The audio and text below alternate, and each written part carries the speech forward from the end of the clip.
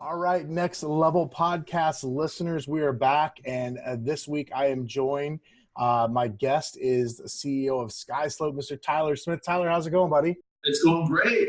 Happy Tuesday. Yeah, man, happy Tuesday. Well, I'm super excited to do this. We've been working to get this on our books to get this interview done, and I'm excited about this. We were introduced from a mutual friend and former guest on the podcast, Leo Pareja. And Oh, Leo's my brother from a different mother, for sure. Leo's a cool dude for sure, and a smart guy too. And kind of behind your back, he gave you a lot of credit for where he's at in his business journey these days, and gave you a lot of credit for being such an inspiration to him. And so he speaks highly of you, and which is how we connected, because Leo's a buddy of mine. And so I thought, wow, it'd be cool to chat and learn a little bit more about your journey. Yeah, I mean, I'll give you a fun fact about Leo real quick, so I think it's interesting. Leo and I were the same year of National Association of Realtors, 30 under 30. And we both met in Chicago at the event. And he was just like, we're supposed to do this big event. He says, let me take you to Joe's Stone Cold. And I think of Joe's Crab Shack. And I'm like, dude, we're going to go to Joe's Crab Shack. He goes, no, Joe's Stone Cold Crab. I'm like, I didn't understand at the time there was differences. So he takes me to this nice restaurant. We're sitting there, we're chatting. I'm like, dude, you give me so much advice. I give you so much advice. From there, we competed with each other. He's in DC, I'm in California, and he'd always beat me.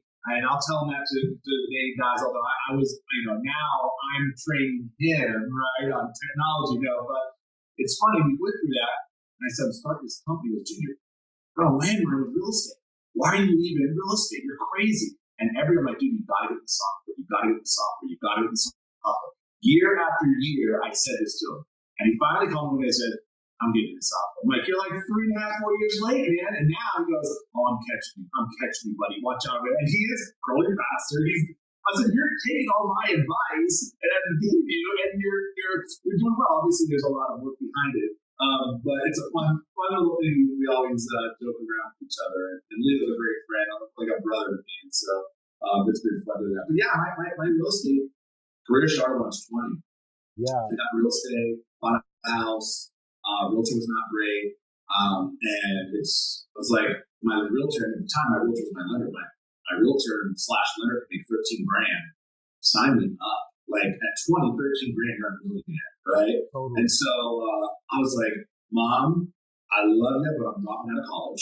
She's like, what? I'm like, I'm out. Like, and I'm a pro and a con about me is I'm very black or white. It's like I'm either like belly flopping in or I'm not going in, but I'm never dipping my toe. It never happens. There's a lot of strengths there. There also comes a lot of weaknesses with that as well, because there's no middle ground. But I said, Mom, I'm dropping out. I'm just out. Next day, didn't show up, stopped going to college. And I went to Labu every day, which is like a pastry shop here in California. And I don't know guys how I'm over the world, but I literally studied every single day because I was like, I'm going to be a millionaire. Like, this guy made 13 grand. That'll save all my problems that will solve, which is hilarious to look back at because it's just not true. $13,000 is not going to solve all your problems. But that's how naive I was at that point. It's so funny that you use that story, because it's not too dissimilar even from Leo's. And one of the things I like about how, even though you're not running a real estate team or business per se today, what I like about you and your story that I think so many of us can learn from, and so many of us in real estate do, is real estate can actually be a launching pad for other businesses, right? And you and Leo both started out, it's a very similar story. And so many of my other friends who are entrepreneurs who, real estate's where you start, but you eventually take that other places. So before we talk about SkySlope and some of the cool stuff you've done recently, tell me about those first couple years in real estate. So you fell in love. You're like, oh my goodness, 13 grand from one transaction. I'm a millionaire, which again, when you're 20, that makes it seem like it. Tell me about your first couple years in real estate and what was that like?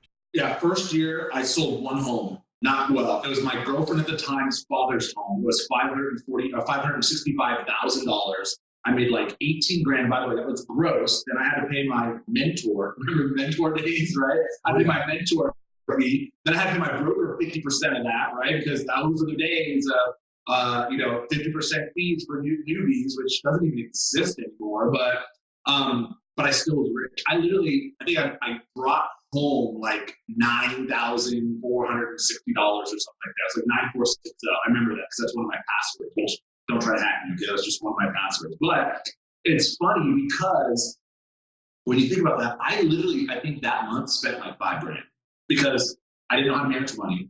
I was 21 now, right? And I made over 10 grand. I didn't even know what taxes were, right? I'm like, taxes, what do I gotta pay those? But I spent $5,000 and I still felt rich. I was on top of the world. And then the following year, I worked at a restaurant. I was finishing working at a restaurant, trying to supplement my income. And I said, there's gotta be a better way of doing business. And one of my regulars said, you have to come out to this seminar and this retreat to learn about referrals and pop buys and calling and notes and all this stuff. And I went out to a seminar in Monterey, Brian Defini event, and I just gravitated. It was like, we're journaling. So I'm a 21-year-old. You're thinking, I'm like, I'm journaling? I'm going to write about my feelings? And he's dropping the B word, budget. What's a budget? Like, my budget is don't spend much more than you make. It wasn't even don't spend what you don't make. It's like, don't spend too much on the credit cards. That was my budget mentality at 21. And so I learned all these processes and procedures. I'm like, I got to join. And so I put all the money down. It was over $5,000. It was $400 a month on a credit card for a full year. Because I knew if I did it month to month, I would not commit. And I went full head on. And that is really where I believe my life personally changed, but also my business life changed because I put processes in place. I put systems in place. My coach, the first thing he said was, you love pressure. They did this like heritage profile on me that can tell how I think, who I am. I'm a refiner. I'm pragmatic. I'm a team player. It told me about myself that I didn't really know about. I'm a naive 21-year-old. And he said, you love pressure. You need to go hire an assistant. I'm like, I have no money. He goes, great. You need to go hire an assistant because it's going to make you prospect. Otherwise, you're not going to prospect. You're not good working for yourself without accountability. And so this is going to push you to make sure you do that because you hate to let people down and you don't want to fire someone. And I went out and hired someone. And from that day on, I've had an assistant ever since, literally. And it was just like grind. So year 2, I sold 18 homes.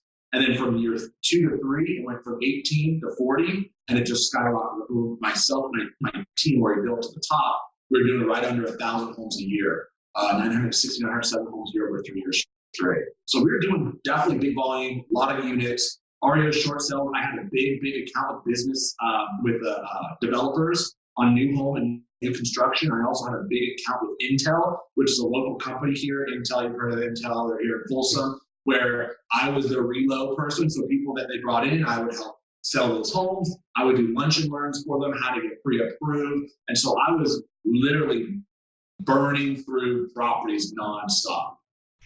That's awesome, man. What a huge, what a crazy, wild journey on that. So rather than dive into all the real estate stuff, but I'm sure there's a lot of lessons there along the way that you've learned. But so you're on the top, like you're selling 900 plus homes a year, and then you eventually decide to start this other company. You get in software, SkySlope, right? So what was why do you make that jump, man? You're literally on top of the world as it pertains to real estate in your industry. And then you're going to go be the bottom rung in a new industry. What was that about? Why did you do that? What was going through your mind at that time? Yeah, everyone says like, ooh, what's this next idea or what's the next thing? And I don't think that way. I like to solve problems, right? For me, the problem in real estate was the realtor sucked. That was at the time, that was the mindset I had. And I can do a better job. And I'm all about the white glove service, providing this exponential service to my customers. I believe it's a customer-based business. And so I was like, I know what I do. I came from the restaurant business and I knew how well I did in the restaurant. And my little brain, I was thinking, I can sell $30 steaks or I can sell $300,000+ homes, bigger commission, right? And so I'm a problem solver. I solved in my mind the problem of my bad realtor is out there. When you fast forward, we had a lot of clients that would call us. So imagine, a lot of times when you're running a big team, and people knew me for who I was. I built up a really big referral basis, really big referral. Over 50% of my business was referral. And people came and wanted to buy and sell with me. They wanted to top me. So they'd call me, hey, Tyler, what's going on with my property? And so managing that many homes, it's like, this is the old day of the files. Like literally, files this big. And it's like, okay, hold on, Michael, let me go and grab it, look, okay, this is what's going on. Hey, Amy, let me go and grab. And so it didn't work for the size that we needed. So what I said was I'm going to build something called Smith Premier Properties Portal onto SharePoint, Microsoft SharePoint. And it's going to be, this is when the cloud, everyone says, what's the cloud? Is that real? Is it fake? And I was going to store everything in the cloud. This is even like pre-Dropbox that came out, right when Dropbox actually came out. I said, I'm going to put everything on my Microsoft Exchange server. I'm going to put it in a format that's easy to read and understandable. And my team's going to upload documents here. And that way, if a client calls me, I can use my phone. I can go and I can look at this. I can go very quickly. Any notes I can see last time my assistant or my real estate partner, which is my buyer's agent, put notes on, or my seller's agent put notes on. And I was able to track that. And it worked. It was fantastic. And during that time, we were getting a lot of offers. I even created a front end website that if you wanted to write an offer on one of my properties, it was called offeronproperty.com. You'd go on there, you'd fill out the details, you'd upload your document, and come to this queue. And our team would look at the queue and accept or reject or multiple offers or counter highest and best. And we just wanted that just for my own purposes, for my business. And what happened was, great stories with Leo and I met, they were saying, a lot of people say, like, what do you use to manage your offers? What do you use to manage your files? Like, and we're just networking, we're talking about business. I'm like, oh, I use Smith Premier Properties Portal. Like, what the hell's that? It's something I built on Microsoft SharePoint. And I'm actually going to take it out of SharePoint because I'm paying too much for storage the way that Microsoft charged back then. And there's a better way of doing that. I was going to get my own server. And that's when the birth of what I call the SPP, Smith Premier Portals, started outside of Microsoft. I built something just to manage my own business. So it was never going to be a business. It was, I need to manage my own business. I need to make sure this works. And at that time, my broker said, hey, you're doing a lot of transactions. I said, I'm not printing anymore. I'm going paperless. He's like, well, no, that's too big. We're not going to do that. I'm like, I do a lot of business.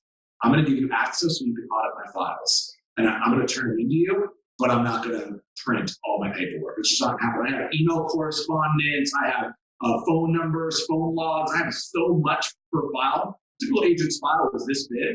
Mine was like this because I saved everything. I communicated via email and writing because I wanted to protect myself, and it was a scalable way to not forget about things. And he started to review. He's like, can all of our agents use this? This is great. And I'm like, sure, I think so. Let me call my developers in India at the time and said, hey, can you add more people to this? And we started to scale up, and our brokerage was the first brokerage to use it. And that was where I'm like, this is something I think that people will find value in. There's nothing else out there because I look for everything out there, and nothing fit the needs of what I was looking for. And so that was kind of the birth of Smith Premier Properties Portal Inc.com, long ugly name, to what is now called SkySlope. My brokerage was the very first one to go on it with 75 agents.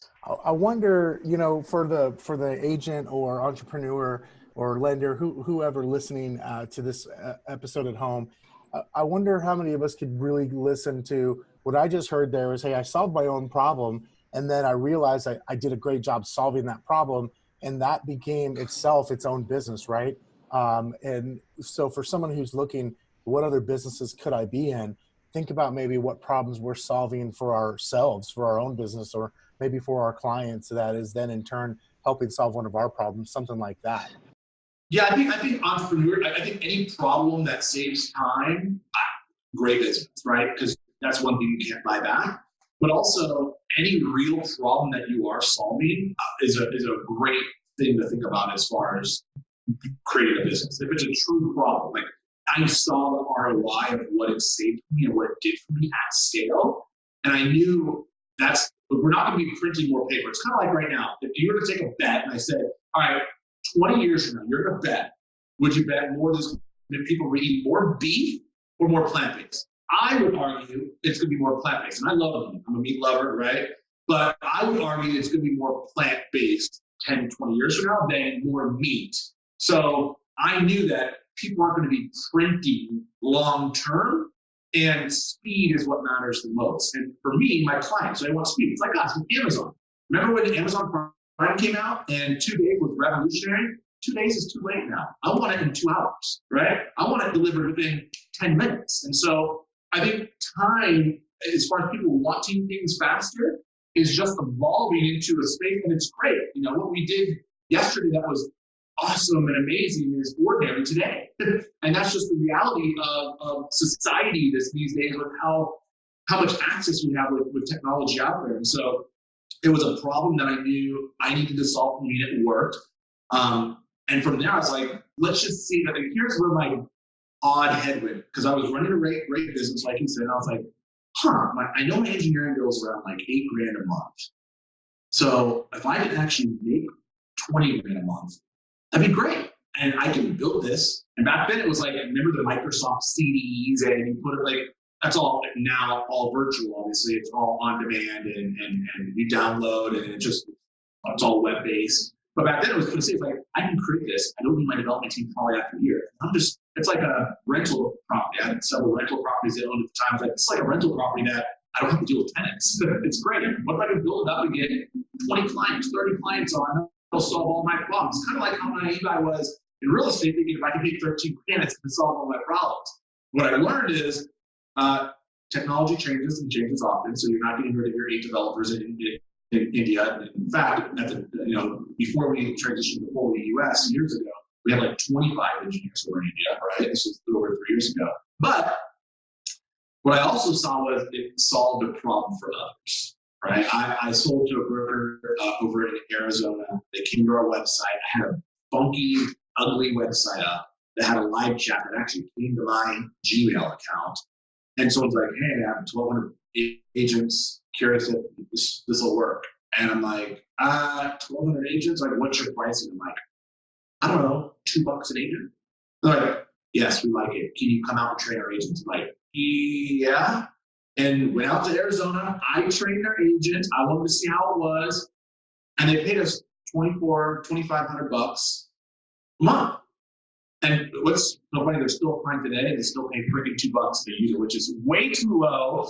But totally. I am so loyal, and they are great. They're not 1,200 agents anymore; they're 2,000. But they are literally our first client besides us, and they bet on us. And the system back then, what it does today, and it's like back then it was like Flintstones car, your freaking feet are rolling, and now it's like it's like a Tesla version 1 Roadster. Right. And so that was our first real client. And that's what I knew when I saw what it did for the agents and how excited they were. That's when I knew, okay, we're early, but this done right will work. I'm confident it will work. What was it that made you decide, okay, there's one thing, because what's going through my head right now is, okay, you had 2 choices. You could either hire someone to just go run this business for you and go build it, or you could maybe hire someone to run the real estate business or sell the real estate business so you could go run what's now a SkySlope.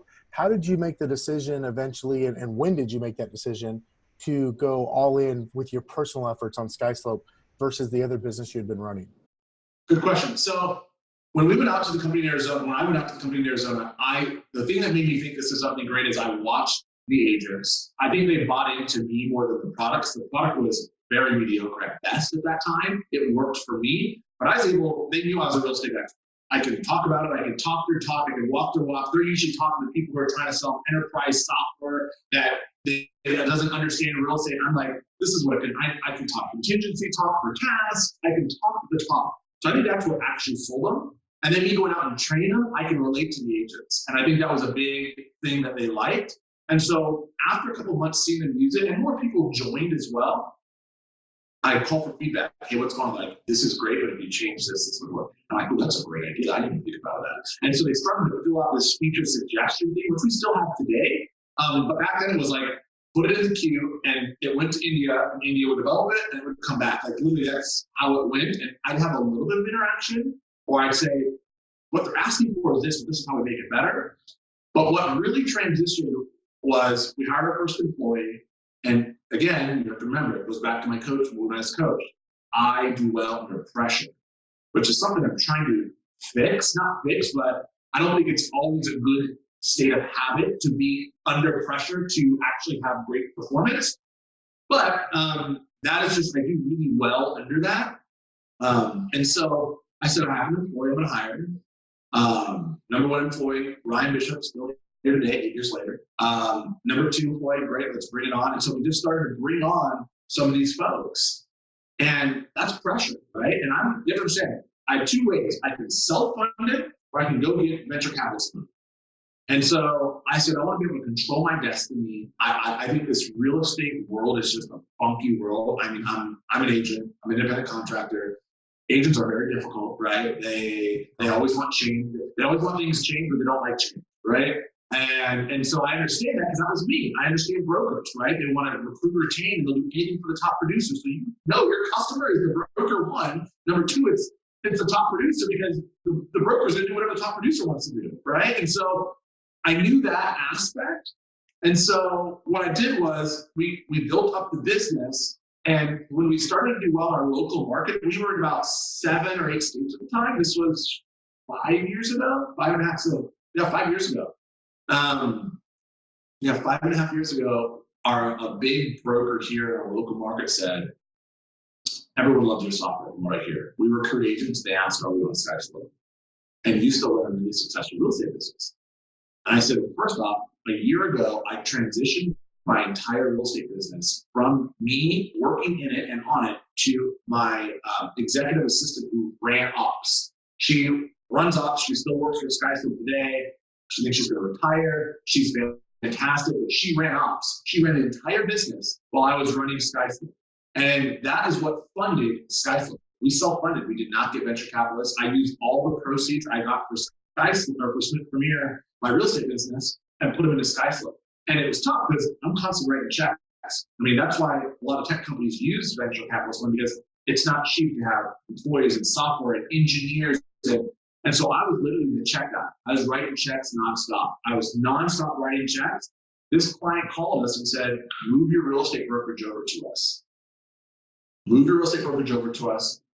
Be under our umbrella. And I said, well, I'm going to solve this problem to get the sale because I want to use SkySlope, but someone else is going to say the same thing. So it became a conflict of interest in our local market. And I'm like, you know what?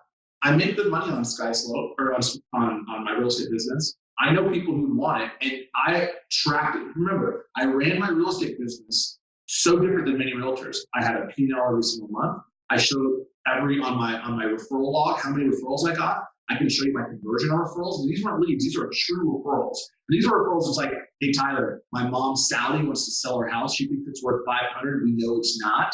Come over and meet her tomorrow morning. I'm going to be there. By the way, she likes this. This is going to be the roadblocks you have. Like, it was a real referral. And so I was getting on average over 2 years straight, 28 referrals every month over month. Now, these aren't leads, these are referrals. And so I was able to take my business plan and processes, and I sold my real estate practice and fully dove into SkySlope. That's awesome, man. You striked up a thought for me. I don't know if you know who Dan Sullivan is. He owns a company called Strategic Coach for entrepreneurs.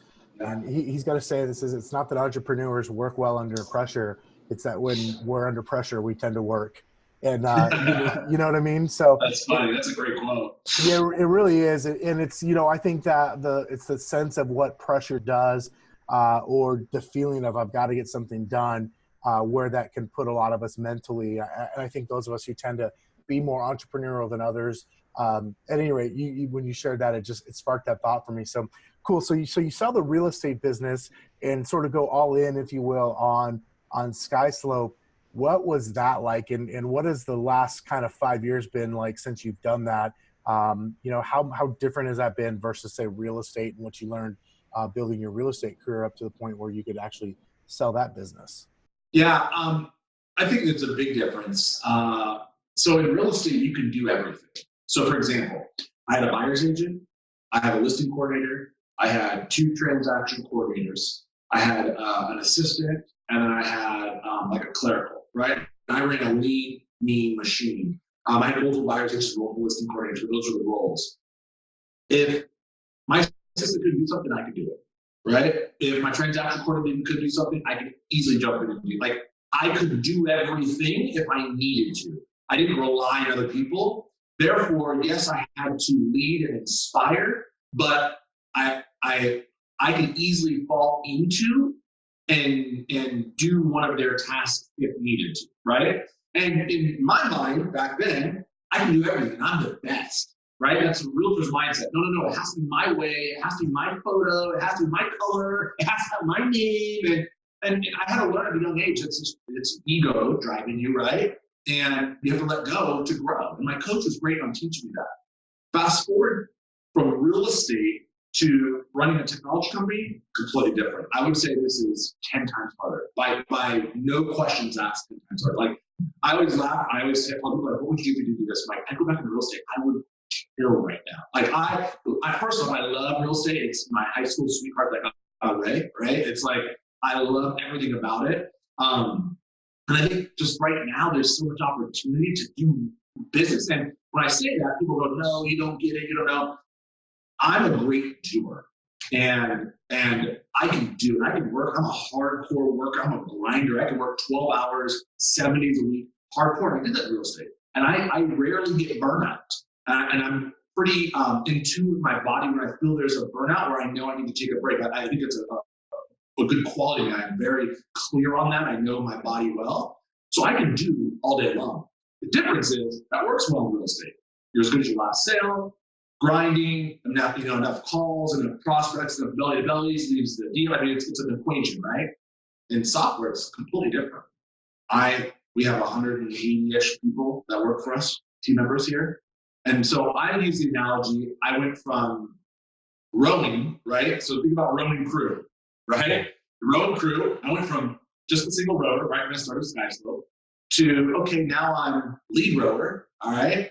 Now I'm the coxsman. I'm in the middle, just not even rowing, just saying pull, right? Then I went from coxsman to coach or leader, and now I'm the uncle that doesn't even get invited to the meets. And that's an exaggeration, but that's what I use because good leaders fool themselves when they think they get to do because they don't. And it's the hardest thing. It's the hardest thing because you have to do, I can't put in 20 hours, 15 hours and think it's going to do better because I can't do. I have to improve on how I lead, how I inspire, how I paint the picture of the vision of where we're going, what is our North Star. I have to make sure that we properly budget so we hire the right amount of people to go for projects. I have to recruit and retain some of the best leaders, not even the best talent. Yes, I need the best talent, but the best leaders that are better than me, which a lot of people struggle with that. I struggled with it for the first 3 or 4 years. Like, well, no. I don't want someone who's better than me. No, I do, right? I want someone who actually is smarter, better, more intelligent, because my role as a CEO is to think about strategy, right? Make sure we have a very clear vision and make sure I recruit and retain the top executives to lead the team. My goal, we have a very offensive strategy goal, but as a CEO, I'm in defense, right? I think about PB&J, processes, bureaucracies, and jams. Not peanut butter and jelly, right? Which I think about all the time. I love PB&J, peanut butter and jelly, but processes, bureaucracies, and jams. My goal is to remove those from my executives so that they can have a free, clear slate, and I can just give them the ball and run it down the field, right? I'm blocking and tackling the big challenges that they have, problems, so they do what they do best, which is lead their team.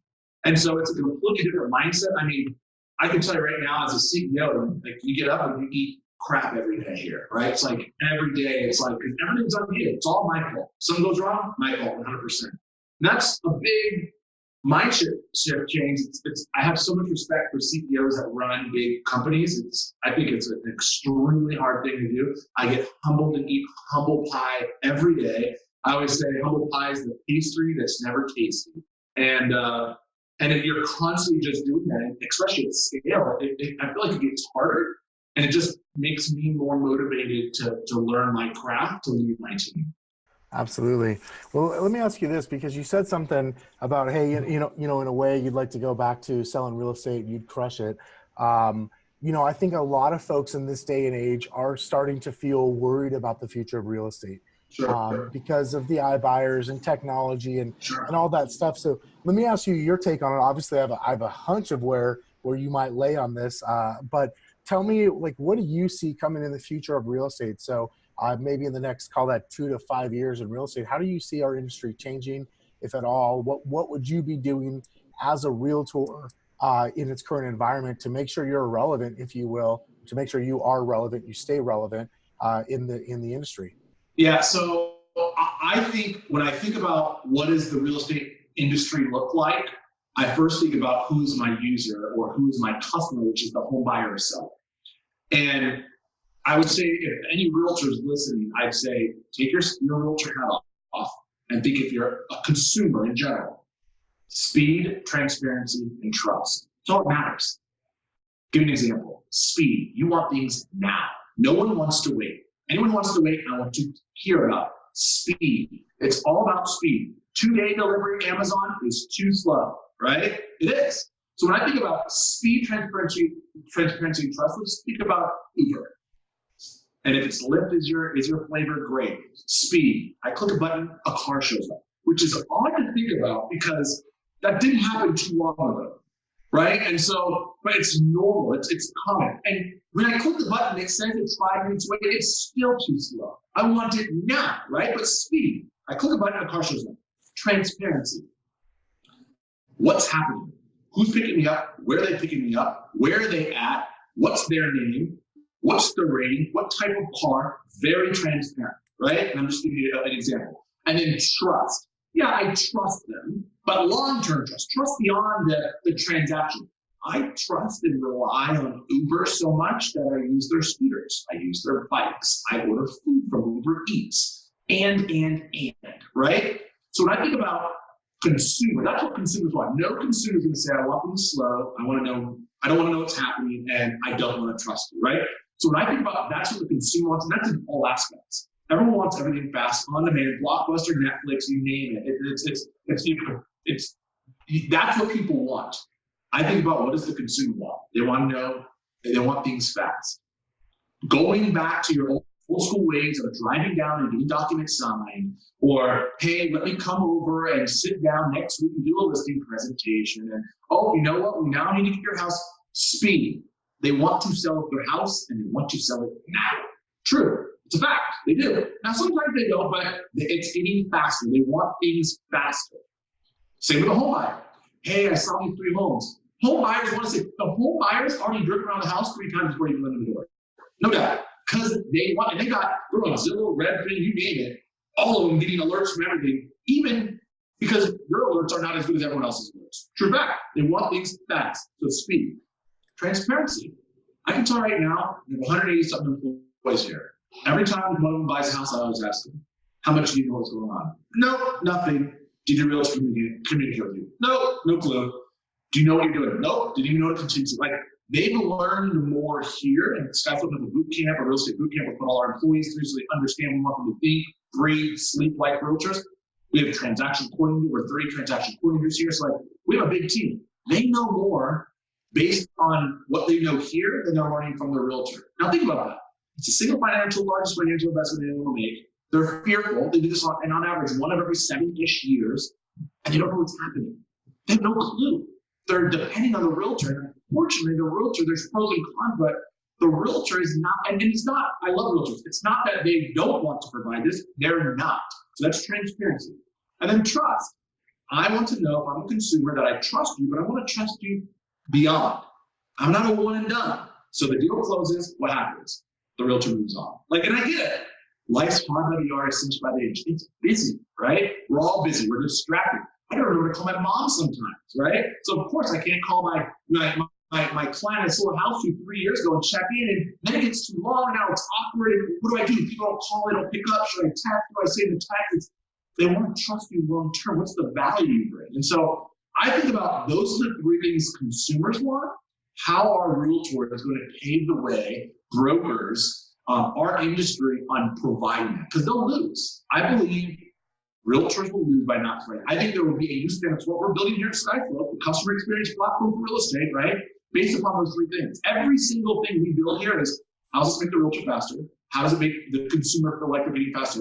How to make sure they're transparent, and how do we build long-term trust? Because that's all the consumer wants. And so when you think about iBuying, yes, It's gone in the last 3 years. It's increased significantly, but it still plays a very small percentage when you look at the overall sales. But I can tell you this. My house in Arizona that I have as a rental right now, if I don't want to fuss with it and go out and talk to a realtor and interview and do all this stuff, if they'll just buy that for me and the price is fair enough, I might sell it, right? Fact. Why wouldn't a consumer do that? They don't have to fly out there. They don't have to meet with them. They don't have to say, here's a recommendation of all the stuff that has to be done. They don't have to pay. Now, I'm not saying that fits everyone. I think there will be a market for that. But do I think someone's going to put their $3.4 million home on Amazon? No, they're not. And as you know, rates are extremely low. I just replied 2.41, extremely low. Money's so cheap right now that if you actually have low interest rates, people may actually hold their house for longer because as rates, they're not going to keep going down. They're only going to go up. So as rates go up, to refi or move, they may stay in this current house longer because money's cheaper and their rate is low enough. So I think that 7 years of every often someone's moving is only going to get longer as rates go up because rates are so extremely low right now. So I think if you think about the future of where we're going, I think it's still a healthy market. I think for those who are sitting in hibernation, reading the news line, there's still so much business happening. It's crazy how much business. He or she who outworks people right now, and not only smarter but harder, is going to win, especially diving into how do you provide fast service, how are you transparent, making sure you communicate, and how can you make sure your client trusts you long term. Like when the deal closes, what are you doing to help them? And I'm not talking about buying them a damn home warranty or giving them a freaking Frito basket.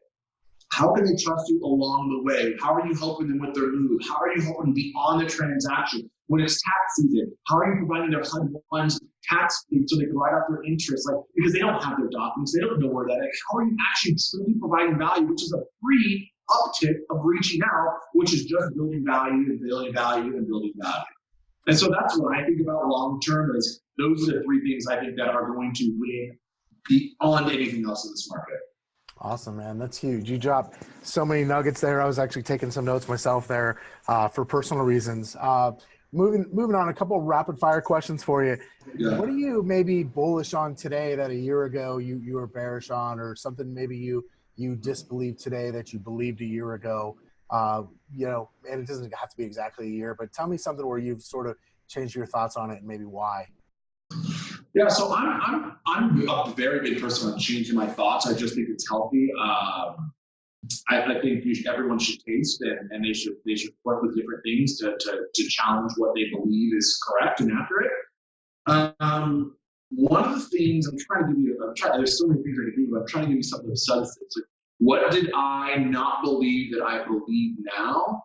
I am so I'm trying, and I'm also trying to think about real estate. I'm so bought in that agents. A year ago, you said, "Hey, I buy it's going to change the world." All that's confirmed for me is that consumers feed on really good agents. And I thought, you know what? Could I buy and change things? I didn't believe it could, but I do believe it's going to put so much pressure on the realtor to change. And I think that's tough. I think realtors have a very difficult time with change. Average age of realtor, 54 years old. Yes, that is getting younger. It's gone down, but average age of realtor, 54 years old, they don't like change. They don't. It almost is their crutch. And the challenge is those who will actually adapt to that will actually win, in my opinion. What else? I think Amazon's really great. I truly do believe that. And I like it. I don't mind it. Like, a lot of people think, oh, my data, and I don't want them to know this. And I'm in an incognito website and browse. It's like, hey, give me what I want. If you want to show me things I want and you're accurate, I love it. You want to give me, I don't mind that. And people hate when I said, guys, and here's the deal. It's not in the net game of things, it's not truly affecting me yet. And so therefore I don't have an opinion. I'm not going to sit there and try to disable all my Alexas and this and that and go crazy thinking about all this data. I have my beliefs and what my thoughts are, and I'm open to it, Along those lines, and I'm not a political guy. I'm all about what's right and what's better for everyone, not political lines in the sand and everything. But something I thought was interesting along those lines is there's a candidate who's from your neck of the woods, Andrew Yang, who is running on the Democratic side. who released kind of his plan around personal data. And I thought it was interesting because the first time I'd seen a candidate in the United States actually talk about this touchy of a tech subject, which is around maybe us as citizens of the United States should own our own data. And therefore, if we give permission to say an Amazon, because that's the example you use to use it, then we should profit from that as well. And it's just interesting times how things are changing, and how things like that could come up. So again, not to go political or anything, because I'm definitely not. That caught my eye when I saw that he had released a plan around that, because I don't think I've ever seen a politician even sort of touch on those type of topics. Yeah.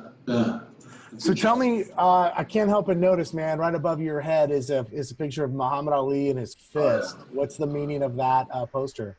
I mean, there's so many great quotes of his. I mean, a pioneer in his time, still today, someone who's got the perseverance. And so I just remember, hey, stay strong. And that's what I think about is, hey, stay strong. You're going to get beat up. I think in any business, entrepreneurship, you're eating crap all day long. I truly believe that.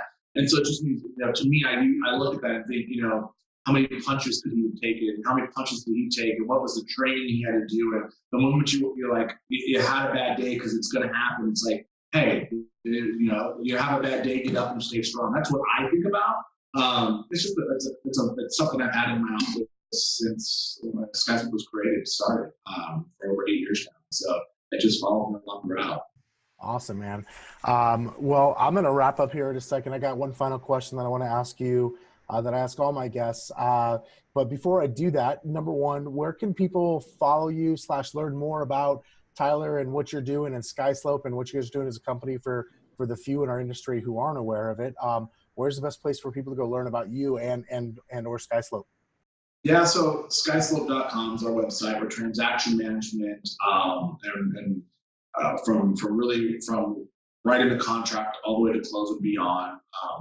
You can go to our website and check it out. We sell directly to brokers and top teams. We got enterprise clients. We have about 200,000 agents that use our software on a monthly basis. So you can find us there. Great. Also, Time Cloud on Twitter, and I do a lot of. I put out a blog every single week, so you can watch it on YouTube if you want. Just on business entrepreneurship, what we do here. And there's some, I say that we need to throw away the bones, right? So you always want to find one nugget somewhere. Your goal is to find one, and if that's the case, then you win. But that's you can find us. What's the name of the YouTube channel? I think it's Ask Ty. You can type Tyler Smith. SkySlope or Tyler Smith Realtor. It all come up, but Ask Ty. Cool. Awesome, man. All right. So last question for you. Yeah. And this is, I purposely didn't, I like to just throw this at people just to see how they naturally respond. But so someone comes to you, whether it's a friend, someone who you mentor, maybe a family member, and they just say, hey, like Tyler, I need some advice, man. I want to do better. So what are your top 3 pieces of advice for sort of kicking more ass in life in general?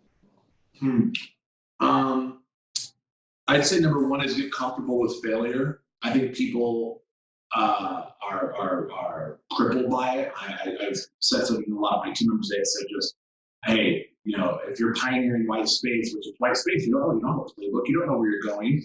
You have no idea what's going to happen. But taste the berry. Taste. And when you taste, it's almost like oxygen for me, because not tasting is death. Meaning I'm not moving forward. I don't want anybody, my advice is to not sit back when you're 80 and live a life of regret. For me, I want to sit back when 80, I want to say, do I live a life of regret or a life of adventure? And so I'd say taste, even knowing the berry may be poisonous, because the opposite is you never taste it. And so I would say be very comfortable with failure. So I think that's number 1. Number 2 is I do believe who you surround yourself with truly is who you are. That's an old school, everyone's heard that before, but literally audit yourself right now. Go down, write down the top 10 people that you hung out with in the last month. Go on your calendar, go on your phone, go on your Instagram, whatever it is, and go look at the last 10 people you hung out with and say, does this person bring me up or does this person bring me down? And the people who bring you down, slash, goodbye. Right? Because life is way too short. Again, it goes back to living a life of regret. When I'm 80 and I'm sitting down in my rocker, I don't want to live a life of regret. I want to live a life of adventure, right? And so that's what I think about. So number two is audit your sphere, your friends, audit even your family, like audit people. And the third thing is I just got this piece of advice, and it's what I've always done. But I'm thinking of something that reminds you. We just had a big CEO here at the company, and he said, be the hardest worker, right? You can't ever lose that. Rock always says it, hardest worker in the room. Like, you can't ever lose on that. And I'm not saying put in 50 hours. I'm saying be the hardest worker in the room. When I go to the gym, there's no one's going to outwork me. It's not going to happen. Ain't going to happen. Doesn't work. I'm there every morning, 4:15 a.m. It's like, I'm consistent. It's not what I do. It's just who I am. Like, I will work the hardest in there, no doubt. I come into the office, like, I'm working. When I'm off, I'm making sure we have things in place. So I think those are the three things I would suggest. I think the biggest one though is like to not sit back when you're 80 and live a life of regret. And that is my biggest fear, is that I don't want to sit back and go, I thought of this when I didn't do it, or I should have, could have, would have. I don't want to sit back and live a life of regret. I want to live a life of adventure. And fellowship, right? Bringing people along the way of the journey together, friends, family members. And so that would be the main umbrella over those three, is like not living a life of regret through those three items. But those are the three things I think about all the time. Awesome, man. Well, I really appreciate that. Tyler, thank you so much for taking some time out of your busy schedule to join us here. And just want to say thank you. I really appreciate it, man. Absolutely. Thanks so much. All right, guys. Until next time, we will talk to you soon.